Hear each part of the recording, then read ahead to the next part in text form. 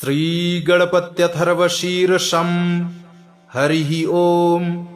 नमस्ते गणपतये त्वमेव प्रत्यक्षं तत्त्वमसि, त्वमेव केवलं कर्तासि, त्वमेव केवलं धर्तासि, त्वमेव केवलं हर्तासि, त्वमेव सर्वं खल्विदं ब्रह्मासि, त्वं साक्षादात्मासि नित्यं।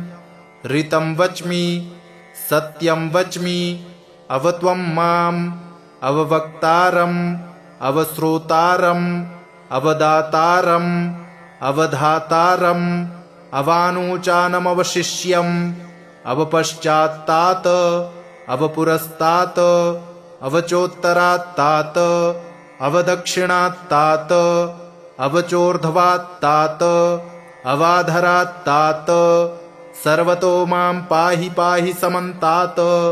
त्वं वाङ्मयस्त्वं चिन्मयः, त्वमानन्दमयस्त्वं ब्रह्ममयः, त्वं सच्चिदानन्दाद्वितीयोऽसि, त्वं प्रत्यक्षं ब्रह्मासि, त्वं ज्ञानमयो विज्ञानमयोऽसि। सर्वं जगदिदं त्वत्तो जायते, सर्वं जगदिदं त्वत्तिष्ठति, सर्वं जगदिदं त्वयि लयमेष्यति, सर्वं जगदिदं त्वयि प्रत्येति। त्वं भूमिरापो नलो नीलो नभः, त्वं चत्वारि वाक्पदानि, त्वं गुणत्रयातीतः, त्वं कालत्रयातीतः, त्वं देहत्रयातीतः, त्वं मूलाधारस्थितोऽसि नित्यं, त्वं शक्तित्रयात्मकः, त्वां योगिनो ध्यायन्ति नित्यं। त्वं ब्रह्मा त्वं विष्णुस्त्वं रुद्रस्त्वमिन्द्रस् त्वमग्निस् त्वं वायुस् त्वं सूर्यस् त्वं चन्द्रमास् त्वं ब्रह्मभूर्भुवः सुरोम। गणादिं पूर्वमुच्चार्य वर्णादिं तदनन्तरम् अनुस्वारः परतरः अर्धेन्दुलसितं तारेण रुद्धम् एतत्तव मनुस्वरूपम्। गकारः पूर्वरूपम्, अकारो मध्यमरूपम्, अनुस्वारश्चान्त्यरूपम्, बिन्दुरुत्तररूपम्। नादः सन्धानम्, संहिता सन्धिः। सैषा गणेशविद्या गणकऋषिः निच्छृद्गायत्री छन्दः। श्रीमहागणपतिर्देवता। ॐ गं गणपतये नमः। एकदन्ताय विद्महे वक्रतुण्डाय धीमहि तन्नो दन्ती प्रचोदयात्। एकदन्तं चतुर्हस्तं पाशमङ्कुशधारिणम् अभयं वरदं हस्तैर्बिभ्राणं मूषकध्वजं। रक्तं लम्बोदरं शूर्पकर्णकं रक्तवाससं रक्तगन्धानुलिप्ताङ्गं रक्तपुष्पैः सुपूजितं। भक्तानुकम्पिनं देवं जगत्कारणमच्युतम्। आविर्भूतं च सृष्ट्यादौ प्रकृतेः पुरुषात् परम्। एवं ध्यायति यो नित्यं स योगी योगिनां वरः। नमो व्रातपतये नमो गणपतये नमः प्रमथपतये। नमस्तेऽस्तु लम्बोदरायैकदन्ताय विघ्नविनाशिने शिवसुताय श्रीवरदमूर्तये नमो नमः। हरिः ॐ। नमस्ते गणपतये त्वमेव प्रत्यक्षं तत्त्वमसि, त्वमेव केवलं कर्तासि, त्वमेव केवलं धर्तासि, त्वमेव केवलं हर्तासि, त्वमेव सर्वं खल्विदं ब्रह्मासि, त्वं साक्षादात्मासि नित्यं। ऋतं वच्मि सत्यं वच्मि, अवत्वं माम् अववक्तारम् अवश्रोतारम् अवदातारम् अवधातारम् अवानुचानमवशिष्यम् अवपश्चात्तात् अवपुरस्तात् अवचोत्तरात्तात् अवदक्षिणात्तात् अवचोर्ध्वात्तात् अवाधरात्तात् सर्वतो मां पाहि पाहि समन्तात्। त्वं वाङ्मयस्त्वं चिन्मयः, त्वमानन्दमयस्त्वं ब्रह्ममयः, त्वं सच्चिदानन्दाद्वितीयोऽसि, त्वं प्रत्यक्षं ब्रह्मासि, त्वं ज्ञानमयो विज्ञानमयोऽसि। सर्वं जगदिदं त्वत्तो जायते, सर्वं जगदिदं त्वत्तिष्ठति, सर्वं जगदिदं त्वयि लयमेष्यति, सर्वं जगदिदं त्वयि प्रत्येति। त्वं भूमिरापो नलो निलो नभः, त्वं चत्वारि वाक्पदानि, त्वं गुणत्रयातीतः, त्वं कालत्रयातीतः, त्वं देहत्रयातीतः, त्वं मूलाधारस्थितोऽसि नित्यं, त्वं शक्तित्रयात्मकः, त्वां योगिनो ध्यायन्ति नित्यं। त्वं ब्रह्मा त्वं विष्णुस्त्वं रुद्रस्त्वमिन्द्रस् त्वमग्निस्त्वं वायुस्त्वं सूर्यस्त्वं चन्द्रमास् त्वं ब्रह्मभूर्भुवः सुरोम। गणादिं पूर्वमुच्चार्य वर्णादिं तदनन्तरम् अनुस्वारः परतरः अर्धेन्दुलसितं तारेण रुद्धम् एतत्तव मनुस्वरूपम्। गकारः पूर्वरूपम्, अकारो मध्यमरूपम्, अनुस्वारश्चान्त्यरूपम्, बिन्दुरुत्तररूपम्, नादः सन्धानम्, संहिता सन्धिः। सैषा गणेशविद्या गणकऋषिः निच्छृद्गायत्री छन्दः। श्रीमहागणपतिर्देवता। ॐ गं गणपतये नमः। एकदन्ताय विद्महे वक्रतुण्डाय धीमहि तन्नो दन्ती प्रचोदयात्। एकदन्तं चतुर्हस्तं पाशमङ्कुशधारिणम् अभयं वरदं हस्तैर्बिभ्राणं मूषकध्वजम्। रक्तं लम्बोदरं शूर्पकर्णकं रक्तवाससं रक्तगन्धानुलिप्ताङ्गं रक्तपुष्पैः सुपूजितम्। भक्तानुकम्पिनं देवं जगत्कारणमच्युतम्। आविर्भूतं च सृष्ट्यादौ प्रकृतेः पुरुषात् परम्। एवं ध्यायति यो नित्यं स योगी योगिनां वरः। नमो व्रातपतये नमो गणपतये नमः प्रमथपतये। नमस्तेऽस्तु लम्बोदरायैकदन्ताय विघ्नविनाशिने शिवसुताय श्रीवरदमूर्तये नमो नमः। हरिः ॐ। नमस्ते गणपतये। त्वमेव प्रत्यक्षं तत्त्वमसि, त्वमेव केवलं कर्तासि, त्वमेव केवलं धर्तासि, त्वमेव केवलं हर्तासि, त्वमेव सर्वं खल्विदं ब्रह्मासि। त्वं साक्षादात्मासि नित्यं।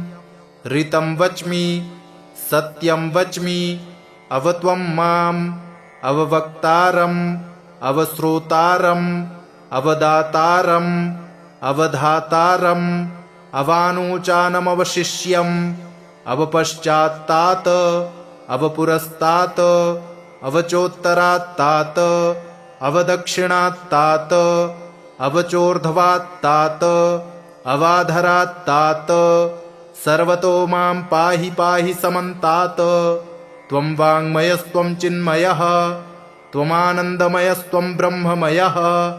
त्वं सच्चिदानन्दाद्वितीयोऽसि, त्वं प्रत्यक्षं ब्रह्मासि, त्वं ज्ञानमयो विज्ञानमयोऽसि। सर्वं जगदिदं त्वत्तो जायते, सर्वं जगदिदं त्वत्तिष्ठति, सर्वं जगदिदं त्वयि लयमेष्यति, सर्वं जगदिदं त्वयि प्रत्येति।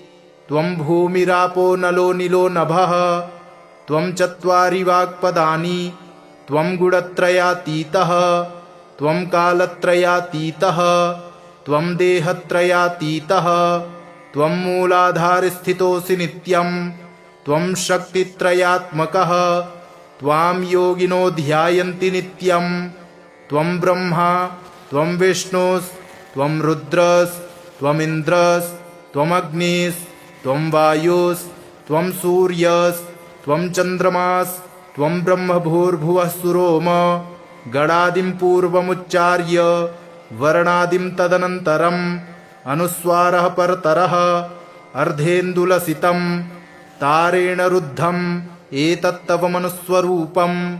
गकारः पूर्वरूपम्, अकारो मध्यमरूपम्, अनुस्वारश्चान्त्यरूपम्, बिन्दुरुत्तररूपम्, नादः सन्धानम्, संहिता संधिः सैषा गणेशविद्या गणकऋषिः निच्छृद्गायत्री छन्दः श्रीमहागणपतिर्देवता।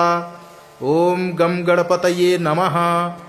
एकदन्ताय विद्महे वक्रतुण्डाय धीमहि तन्नो दन्ती प्रचोदयात्। एकदन्तं चतुर्हस्तं पाशमङ्कुशधारिणम् अभयं वरदं हस्तैर्बिभ्राणं मूषकध्वजम् रक्तं लम्बोदरं शूर्पकर्णकं रक्तवाससं रक्तगन्धानुलिप्ताङ्गं रक्तपुष्पैः सुपूजितं भक्तानुकम्पिनं देवं जगत्कारणमच्युतम् आविर्भूतं च सृष्ट्यादौ प्रकृतेः पुरुषात् परम् एवं ध्यायति यो नित्यं स योगी योगिनां वरः। नमो व्रातपतये नमो गणपतये नमः प्रमथपतये नमस्तेऽस्तु लम्बोदरायैकदन्ताय विघ्नविनाशिने शिवसुताय श्रीवरदमूर्तये नमो नमः। हरिः ॐ।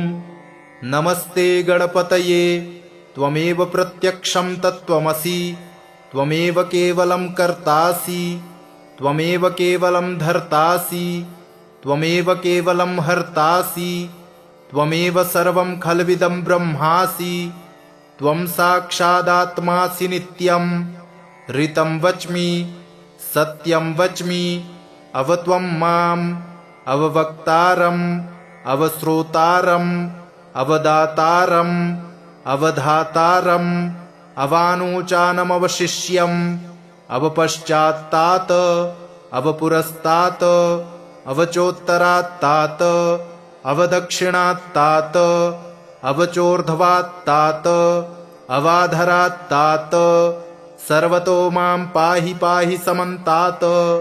त्वं वाङ्मयस्त्वं चिन्मयः त्वमानन्दमयस्त्वं ब्रह्ममयः त्वं सच्चिदानन्दाद्वितीयोऽसि त्वं प्रत्यक्षं ब्रह्मासि त्वं ज्ञानमयो विज्ञानमयोऽसि सर्वं जगदिदं त्वत्तो जायते सर्वं जगदिदं त्वत्तिष्ठति सर्वं जगदिदं त्वयि लयमेष्यति सर्वं जगदिदं त्वयि प्रत्येति।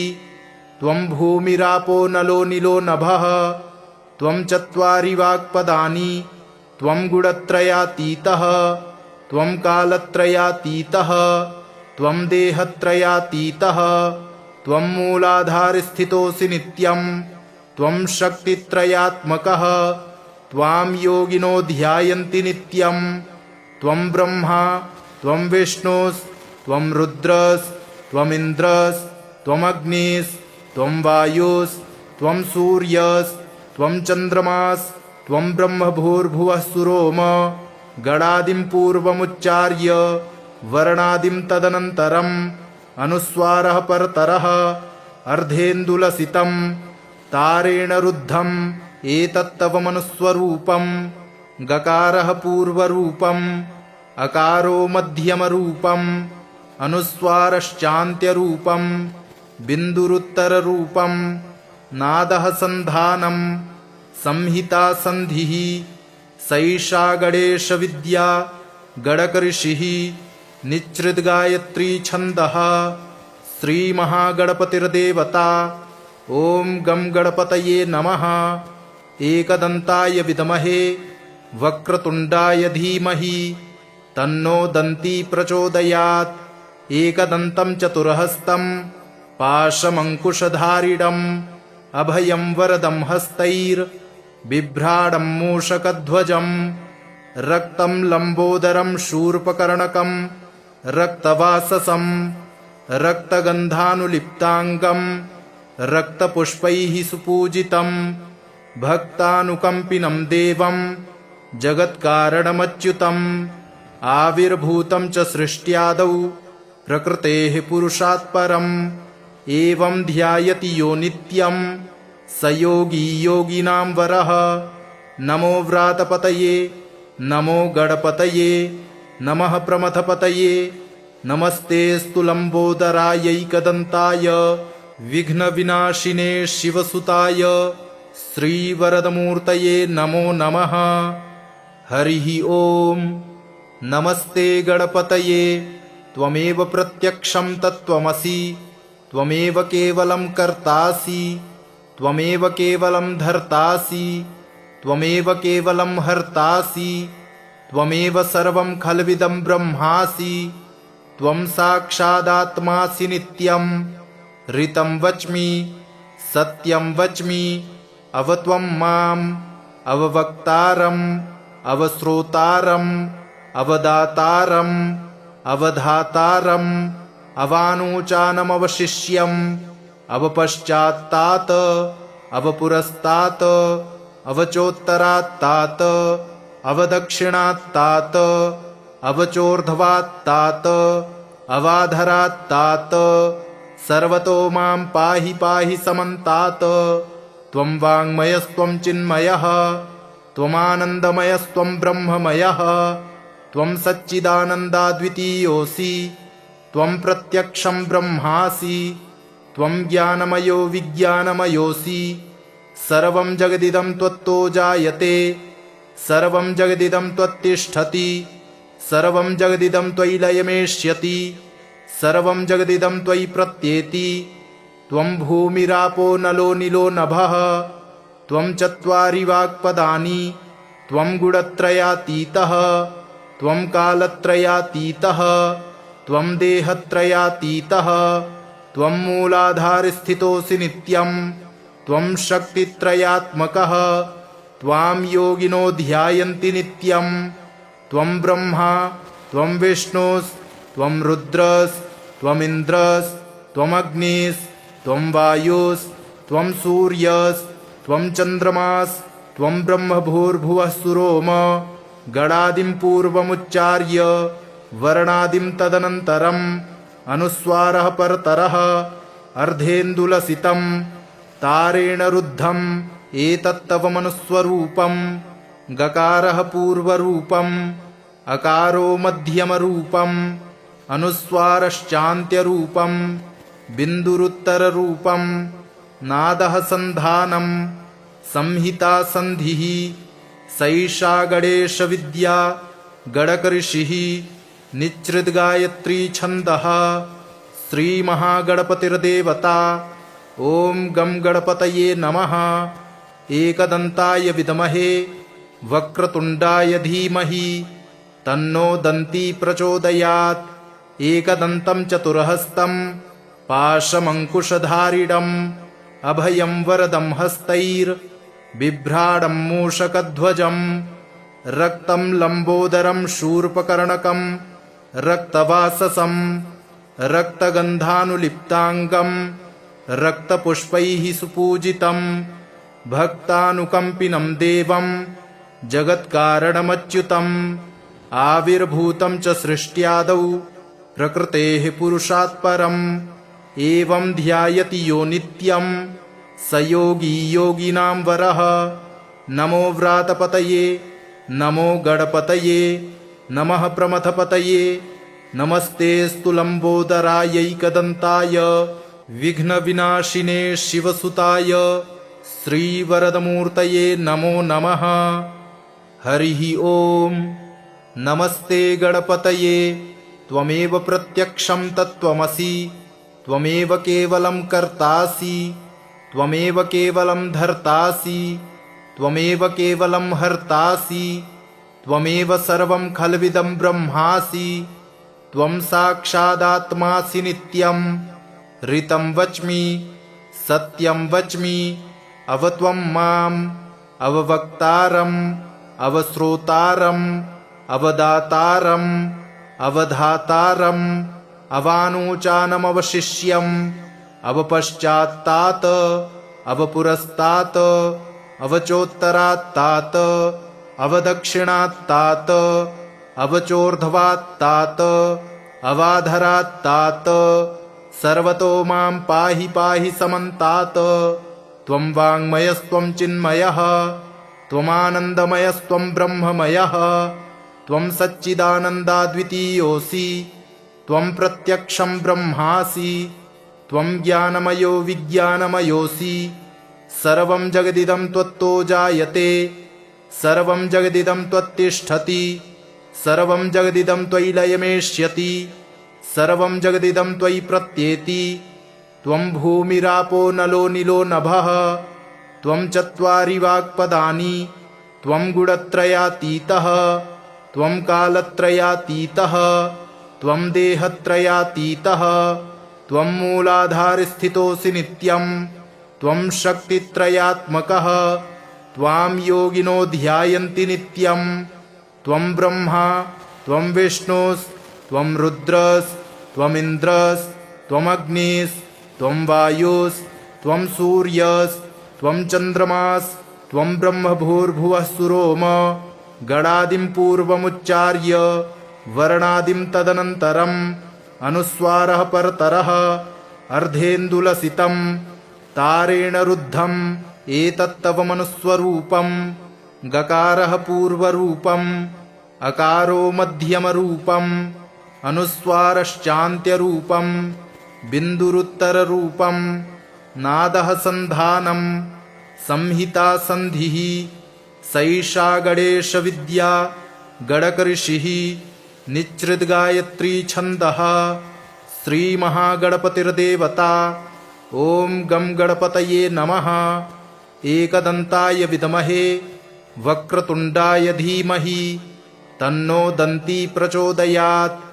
एकदन्तं चतुर्हस्तं पाशमङ्कुशधारिणम् अभयं वरदं हस्तैर्बिभ्राणं मूषकध्वजं रक्तं लम्बोदरं शूर्पकर्णकं रक्तवाससं रक्तगन्धानुलिप्ताङ्गं रक्तपुष्पैः सुपूजितं भक्तानुकम्पिनं देवं जगत्कारणमच्युतम् आविर्भूतं च सृष्ट्यादौ प्रकृतेः पुरुषात् परम् एवं ध्यायति यो नित्यं स योगी योगिनां वरः। नमो व्रातपतये नमो गणपतये नमः प्रमथपतये नमस्तेऽस्तु लम्बोदरायैकदन्ताय विघ्नविनाशिने शिवसुताय श्रीवरदमूर्तये नमो नमः। हरिः ॐ। नमस्ते गणपतये त्वमेव प्रत्यक्षं तत्त्वमसि त्वमेव केवलं कर्तासि त्वमेव केवलं धर्तासि त्वमेव केवलं हर्तासि त्वमेव सर्वं खल्विदं ब्रह्मासि त्वं साक्षादात्मासि नित्यं ऋतं वच्मि सत्यं वच्मि अवत्वं माम् अववक्तारम् अवश्रोतारम् अवदातारम् अवधातारम् अवानूचानमवशिष्यम् अवपश्चात्तात अवपुरस्तात अवचोत्तरात्तात अवदक्षिणात्तात अवचोर्ध्वात्तात अवाधरात्तात सर्वतो मां पाहि पाहि समन्तात। त्वं वाङ्मयस्त्वं चिन्मयः त्वमानन्दमयस्त्वं ब्रह्ममयः त्वं सच्चिदानन्दाद्वितीयोऽसि त्वं प्रत्यक्षं ब्रह्मासि त्वं ज्ञानमयो विज्ञानमयोऽसि सर्वं जगदिदं त्वत्तो जायते सर्वं जगदिदं त्वत्तिष्ठति सर्वं जगदिदं त्वयि लयमेष्यति सर्वं जगदिदं त्वयि प्रत्येति त्वं भूमिरापो नलो निलो नभः त्वं चत्वारि वाक्पदानि त्वं गुणत्रयातीतः त्वं कालत्रयातीतः त्वं देहत्रयातीतः त्वं मूलाधारस्थितोऽसि नित्यं त्वं शक्तित्रयात्मकः त्वां योगिनो ध्यायन्ति नित्यं त्वं ब्रह्मा त्वं विष्णुस्त्वं रुद्रस्त्वमिन्द्रस्त्वमग्निस्त्वं वायुस्त्वं सूर्यस्त्वं चन्द्रमास्त्वं ब्रह्मभूर्भुवः सुरोम गणादिं पूर्वमुच्चार्य वर्णादिं तदनन्तरम् अनुस्वारः परतरः अर्धेन्दुलसितं तारेण रुद्धम् एतत्तव मनुस्वरूपम् गकारः पूर्वरूपम् अकारो मध्यमरूपम् अनुस्वारश्चान्त्यरूपम् बिन्दुरुत्तररूपम् नादः सन्धानम् संहिता संधिः सैषा गणेशविद्या गणकऋषिः निच्छृद्गायत्री छन्दः श्रीमहागणपतिर्देवता। ॐ गं गणपतये नमः। एकदन्ताय विद्महे वक्रतुण्डाय धीमहि तन्नो दन्ती प्रचोदयात्। एकदन्तं चतुर्हस्तं पाशमङ्कुशधारिणम् अभयं वरदं हस्तैर्बिभ्राणं मूषकध्वजम् रक्तं लम्बोदरं शूर्पकर्णकं रक्तवाससं रक्तगन्धानुलिप्ताङ्गं रक्तपुष्पैः सुपूजितं भक्तानुकम्पिनं देवं जगत्कारणमच्युतम् आविर्भूतं च सृष्ट्यादौ प्रकृतेः पुरुषात् परम् एवं ध्यायति यो नित्यं स योगी योगिनां वरः। नमो व्रातपतये नमो गणपतये नमः प्रमथपतये नमस्तेऽस्तु लम्बोदरायैकदन्ताय विघ्नविनाशिने शिवसुताय श्रीवरदमूर्तये नमो नमः। हरिः ॐ। नमस्ते गणपतये त्वमेव प्रत्यक्षं तत्त्वमसि त्वमेव केवलं कर्तासि त्वमेव केवलं धर्तासि त्वमेव केवलं हर्तासि त्वमेव सर्वं खल्विदं ब्रह्मासि त्वं साक्षादात्मासि नित्यं ऋतं वच्मि सत्यं वच्मि अवत्वं माम् अववक्तारम् अवश्रोतारम् अवदातारम् अवधातारम् अवानूचानमवशिष्यम् अवपश्चात्तात् अवपुरस्तात् अवचोत्तरात्तात् अवदक्षिणात्तात् अवचोर्ध्वात्तात् अवाधरात्तात् सर्वतो मां पाहि पाहि समन्तात्। त्वं वाङ्मयस्त्वं चिन्मयः त्वमानन्दमयस्त्वं ब्रह्ममयः त्वं सच्चिदानन्दाद्वितीयोऽसि त्वं प्रत्यक्षं ब्रह्मासि त्वं ज्ञानमयो विज्ञानमयोऽसि सर्वं जगदिदं त्वत्तो जायते सर्वं जगदिदं त्वत्तिष्ठति सर्वं जगदिदं त्वयि लयमेष्यति सर्वं जगदिदं त्वयि प्रत्येति। त्वं भूमिरापो नलो निलो नभः त्वं चत्वारि वाक्पदानि त्वं गुणत्रयातीतः त्वं कालत्रयातीतः त्वं देहत्रयातीतः त्वं मूलाधारस्थितोऽसि नित्यं त्वं शक्तित्रयात्मकः त्वां योगिनो ध्यायन्ति नित्यं त्वं ब्रह्मा त्वं विष्णुस्त्वं रुद्रस्त्वमिन्द्रस्त्वमग्निस्त्वं वायुस्त्वं सूर्यस्त्वं चन्द्रमास्त्वं ब्रह्मभूर्भुवः सुरोम गणादिं पूर्वमुच्चार्य वर्णादिं तदनन्तरम् अनुस्वारः परतरः अर्धेन्दुलसितं तारेण रुद्धम् एतत्तव मनुस्वरूपं गकारः पूर्वरूपम् अकारो मध्यमरूपम् अनुस्वारश्चान्त्यरूपम् बिन्दुरुत्तररूपम् नादः सन्धानं संहिता संधिः सैषा गणेशविद्या गणकऋषिः निच्छृद्गायत्री छन्दः श्रीमहागणपतिर्देवता। ॐ गं गणपतये नमः।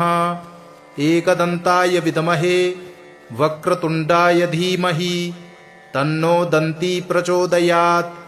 एकदन्तं चतुर्हस्तं पाशमङ्कुशधारिणम् अभयं वरदं हस्तैर्बिभ्राणं मूषकध्वजम् रक्तं लम्बोदरं शूर्पकर्णकं रक्तवाससं रक्तगन्धानुलिप्ताङ्गं रक्तपुष्पैः सुपूजितं भक्तानुकम्पिनं देवं जगत्कारणमच्युतम् आविर्भूतं च सृष्ट्यादौ प्रकृतेः पुरुषात् परम् एवं ध्यायति यो नित्यं स योगी योगिनां वरः।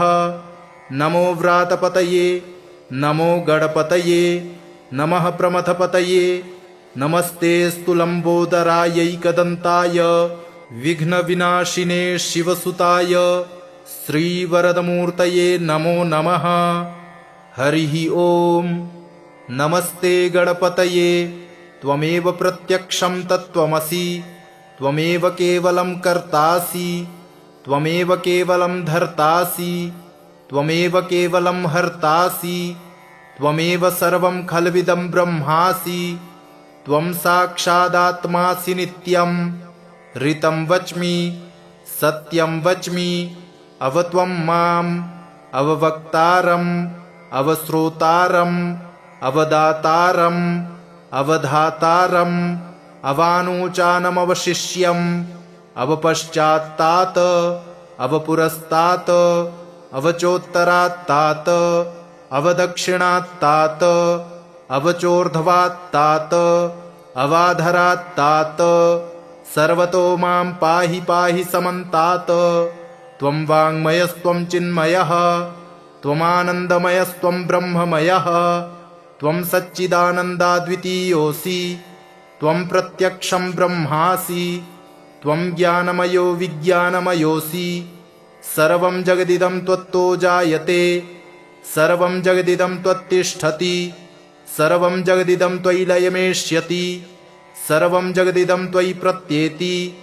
त्वं भूमिरापो नलो निलो नभः, त्वं चत्वारि वाक्पदानि, त्वं गुणत्रयातीतः, त्वं कालत्रयातीतः, त्वं देहत्रयातीतः, त्वं मूलाधारस्थितोऽसि नित्यं, त्वं शक्तित्रयात्मकः, त्वां योगिनो ध्यायन्ति नित्यं।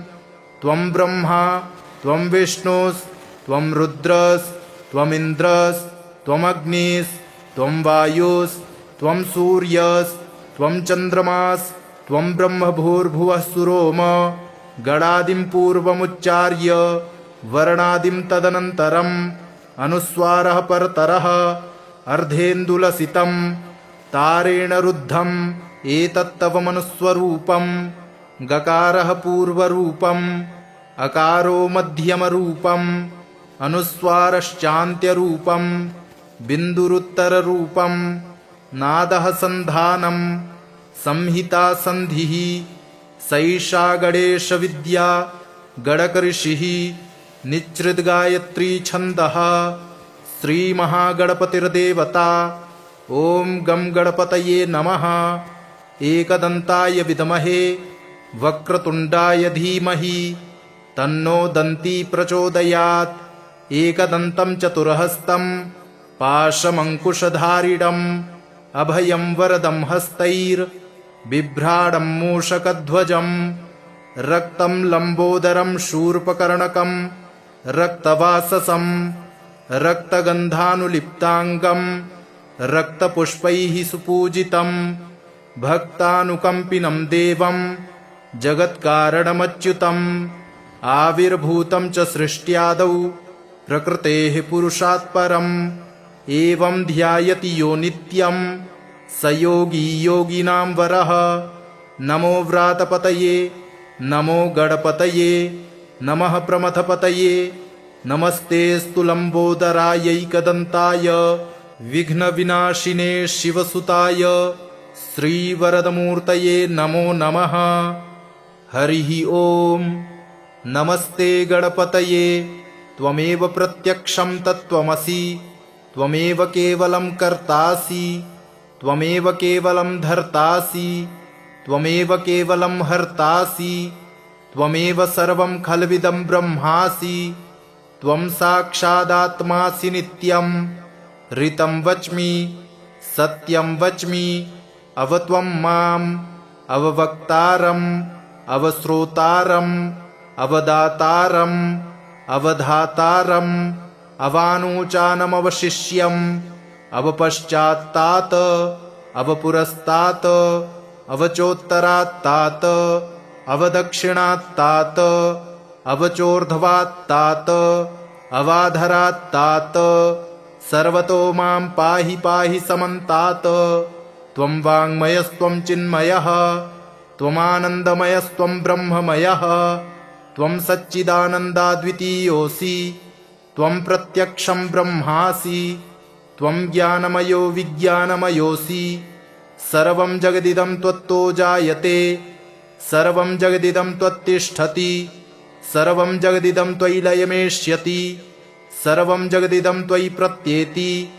त्वं भूमिरापो नलो निलो नभः, त्वं चत्वारि वाक्पदानि, त्वं गुणत्रयातीतः, त्वं कालत्रयातीतः, त्वं देहत्रयातीतः, त्वं मूलाधारस्थितोऽसि नित्यं, त्वं शक्तित्रयात्मकः, त्वां योगिनो ध्यायन्ति नित्यं। त्वं ब्रह्मा त्वं विष्णुस्त्वं रुद्रस्त्वमिन्द्रस्त्वमग्निस्त्वं वायुस्त्वं सूर्यस्त्वं चन्द्रमास्त्वं ब्रह्म भूर्भुवः सुरोम। गणादिं पूर्वमुच्चार्य वर्णादिं तदनन्तरम् अनुस्वारः परतरः अर्धेन्दुलसितं तारेण रुद्धम् एतत्तव मनुस्वरूपम्। गकारः पूर्वरूपम्, अकारो मध्यमरूपम्, अनुस्वारश्चान्त्यरूपम्, बिन्दुरुत्तररूपम्, नादः सन्धानम्, संहिता सन्धिः। सैषा गणेशविद्या गणकऋषिः निच्छृद्गायत्री छन्दः। श्रीमहागणपतिर्देवता। ॐ गं गणपतये नमः। एकदन्ताय विद्महे वक्रतुण्डाय धीमहि तन्नो दन्ती प्रचोदयात्। एकदन्तं चतुर्हस्तं पाशमङ्कुशधारिणम् अभयं वरदं हस्तैर्बिभ्राणं मूषकध्वजम्। रक्तं लम्बोदरं शूर्पकर्णकं रक्तवाससं रक्तगन्धानुलिप्ताङ्गं रक्तपुष्पैः सुपूजितं। भक्तानुकम्पिनं देवं जगत्कारणमच्युतम्। आविर्भूतं च सृष्ट्यादौ प्रकृतेः पुरुषात् परम्। एवं ध्यायति यो नित्यं स योगी योगिनां वरः। नमो व्रातपतये नमो गणपतये नमः प्रमथपतये। नमस्तेऽस्तु लम्बोदरायैकदन्ताय विघ्नविनाशिने शिवसुताय श्रीवरदमूर्तये नमो नमः। हरिः ॐ। नमस्ते गणपतये। त्वमेव प्रत्यक्षं तत्त्वमसि, त्वमेव केवलं कर्तासि, त्वमेव केवलं धर्तासि, त्वमेव केवलं हर्तासि, त्वमेव सर्वं खल्विदं ब्रह्मासि। त्वं साक्षादात्मासि नित्यं। ऋतं वच्मि सत्यं वच्मि अवत्वं माम् अववक्तारम् अवश्रोतारम् अवदातारम् अवधातारम् अवानूचानमवशिष्यम् अवपश्चात्तात् अवपुरस्तात् अवचोत्तरात्तात् अवदक्षिणात्तात् अवचोर्ध्वात्तात् अवाधरात्तात्। सर्वतो मां पाहि पाहि समन्तात्। त्वं वाङ्मयस्त्वं चिन्मयः, त्वमानन्दमयस्त्वं ब्रह्ममयः। त्वं सच्चिदानन्दाद्वितीयोऽसि, त्वं प्रत्यक्षं ब्रह्मासि, त्वं ज्ञानमयो विज्ञानमयोऽसि। सर्वं जगदिदं त्वत्तो जायते, सर्वं जगदिदं त्वत्तिष्ठति, सर्वं जगदिदं त्वयि लयमेष्यति, सर्वं जगदिदं त्वयि प्रत्येति। त्वं भूमिरापो नलो निलो नभः, त्वं चत्वारि वाक्पदानि, त्वं गुणत्रयातीतः, त्वं कालत्रयातीतः, त्वं देहत्रयातीतः, त्वं मूलाधारस्थितोऽसि नित्यं, त्वं शक्तित्रयात्मकः, त्वां योगिनो ध्यायन्ति नित्यं। त्वं ब्रह्मा त्वं विष्णुस्त्वं रुद्रस्त्वमिन्द्रस्त्वमग्निस्त्वं वायुस्त्वं सूर्यस्त्वं चन्द्रमास्त्वं ब्रह्म भूर्भुवः सुरोम। गणादिं पूर्वमुच्चार्य वर्णादिं तदनन्तरम् अनुस्वारः परतरः अर्धेन्दुलसितं तारेण रुद्धम् एतत्तव मनुस्वरूपम्। गकारः पूर्वरूपम्, अकारो मध्यमरूपम्, अनुस्वारश्चान्त्यरूपम्, बिन्दुरुत्तररूपम्, नादः सन्धानम्, संहिता संधिः सैषा गणेशविद्या गणकऋषिः निच्छृद्गायत्री छन्दः श्रीमहागणपतिर्देवता। ॐ गं गणपतये नमः। एकदन्ताय विद्महे वक्रतुण्डाय धीमहि तन्नो दन्ती प्रचोदयात्।